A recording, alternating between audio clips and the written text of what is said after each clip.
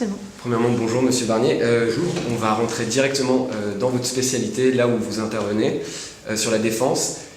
Est-ce qu'il est encore possible de parler de défense sans faire peur, sans susciter les sentiments de peur qui, justement, sont prédominants dans l'opinion publique?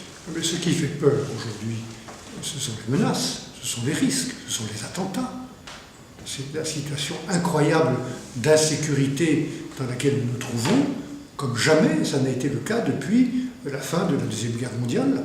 Jamais nous n'avons eu autour de nous autant de conflits, de risques, de secousses qui ont toutes des conséquences sur la stabilité du continent européen et la sécurité des citoyens.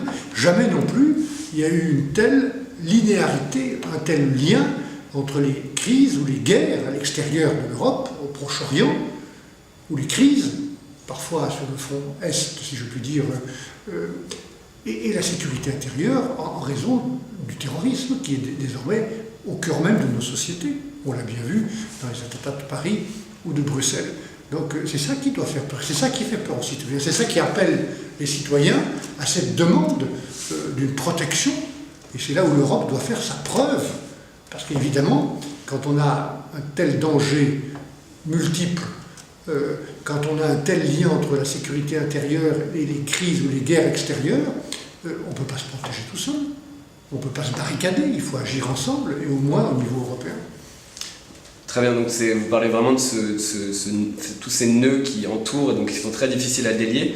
Et donc j'imagine que vous touchez aussi aux questions de crise migratoire. Comment lier ces deux impératifs entre l'accueil et la défense? Moi, je ne ferai pas d'amalgame entre la crise migratoire, les flux de migrants. Beaucoup d'entre eux sont des gens qui ont droit au statut de réfugiés. Ce sont des gens qui sont martyrisés, qui sont bombardés, qui sont violés dans des pays du Proche et du Moyen-Orient, notamment par Daesh ou l'État islamique. Ces gens ont droit à un secours, ont droit à être protégés. Et puis il y a naturellement aussi des flux migratoires liés à l'économie, liés à des gens qui n'ont pas d'avenir chez eux parce qu'il n'y a plus de quoi se nourrir simplement, quelquefois. C'est le cas de l'Afrique, sans parler d'un autre flux qui va arriver, qui va s'accroître, qui est le flux des réfugiés écologiques posés par la désertification et les problèmes de montée des eaux. Donc l'Europe ne peut pas accueillir tout le monde. Elle doit être fidèle à ses valeurs, accueillir comme nous le faisons les réfugiés politiques, elle doit aussi maîtriser les flux migratoires liés aux réfugiés économiques. Sinon, nous allons avoir une déstabilisation au sein même de nos sociétés, exploitée, on le voit bien, par des partis politiques populistes qui sont tous d'ailleurs des partis anti-européens et protectionnistes. Donc prenons garde, et c'est aussi pourquoi une des réponses en termes de stabilité, de sécurité de notre continent, et en même temps, parce que nous sommes une entité politique, une communauté de nations qui ont décidé de partager beaucoup de choses. Les pays de Schengen ont décidé même de supprimer les frontières entre eux. La condition de tout cela, c'est que nous ayons de vraies frontières qui fonctionnent, qui ne sont pas des frontières passoires, que toute personne qui rentre en Europe et qui en sort soit contrôlée, ce qui n'a pas été le cas dans le passé. Donc c'est la raison pour laquelle Jean-Claude Juncker a proposé récemment, et nous mettons en place actuellement, des gardes-frontières, des gardes-côtes communs européens. C'est la première fois, et ça on aurait sans doute dû le faire plus tôt. D'accord, et une dernière question en lien avec cela. Est-ce que dans votre positionnement, vous vous sentez soutenu par la droite quand on voit que la majorité des candidats à la primaire souhaitent réviser les accords de Schengen, par exemple, les accords du Touquet qui sont une autre chose. Mais est-ce que vous vous sentez soutenu par votre famille politique dans cette démarche d'unification européenne? D'abord, ici, dans le cadre d'Europa Nova, je suis pas là comme responsable partisan. On voit bien d'ailleurs que le clivage européen ou anti-européen, il traverse tous les partis politiques. C'est bien le Parti socialiste que la droite actuelle, il y a des souverainistes un peu partout, il y a des gens qui ont des doutes sur l'Europe, il y a aussi des gens qui pensent comme moi que être patriote, ça va en même temps que d'être européen. Que si on n'est pas européen, on ne peut pas défendre réellement notre intérêt national.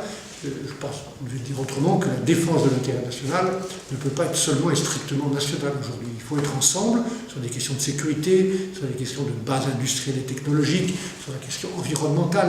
Ça n'a pas de sens. On voit bien, y compris quand on doit résister ou être en contradiction, en débat avec de grandes entreprises multinationales américaines comme on le voit, c'est l'Europe qui peut se faire respecter ou entendre. Ce n'est pas chaque pays tout seul.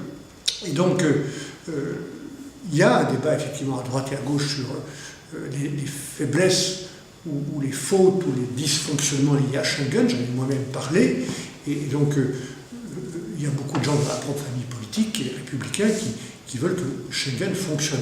Ils ont d'ailleurs des raisons de le demander. Moi-même, je souhaite que Schengen fonctionne. De là à supprimer Schengen, non.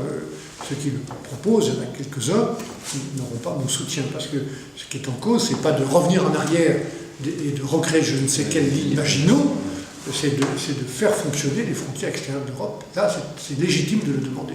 D'accord. Et juste un message pour la jeunesse européenne qui est parfois eurosceptique et parfois europhile. Qu'est-ce que vous leur diriez aujourd'hui ? Moi, je pense que notre grand défi, c'est de faire de ce vieux continent une terre neuve. Et je pense que c'est possible, en refaisant la preuve de l'Europe, à la fois sur les raisons initiales du projet européen, qui sont la paix, la stabilité, la démocratie, ça intéresse directement les jeunes. Et la force aussi, la question de la force. Et ce n'est pas quelque chose qui est acquis, ce ne sont pas des biens acquis pour toujours, si on n'est pas vigilant. Paix, démocratie, liberté. Et puis il y a de nouvelles raisons d'être ensemble. Se faire respecter, défendre notre modèle social et culturel, participer à la table avec ceux qui vont organiser l'ordre ou le désordre du monde. Et ça nous concerne directement. Et si on est seul, on est foutu. Si on n'est pas ensemble, avec un poids spécifique, une masse critique, que seule l'Union européenne peut donner, on n'aura aucune capacité de se faire entendre. Et donc, pour ceux, comme tous les jeunes qui m'écoutent, qui ont envie de maîtriser leur propre destin personnel et puis de rester fiers aussi de participer à une nation, la France, ou à une communauté de nations comme l'Europe, le choix, il est là. Est-ce qu'on accepte que notre continent soit sous-traitant ou sous-influence? Moi, je n'ai pas envie qu'on soit sous-traitant ou sous-influence. C'est pour ça qu'il faut être, en plus d'être citoyen d'un pays et fier de l'être, il faut être européen. Super. Merci beaucoup, M. Barnier.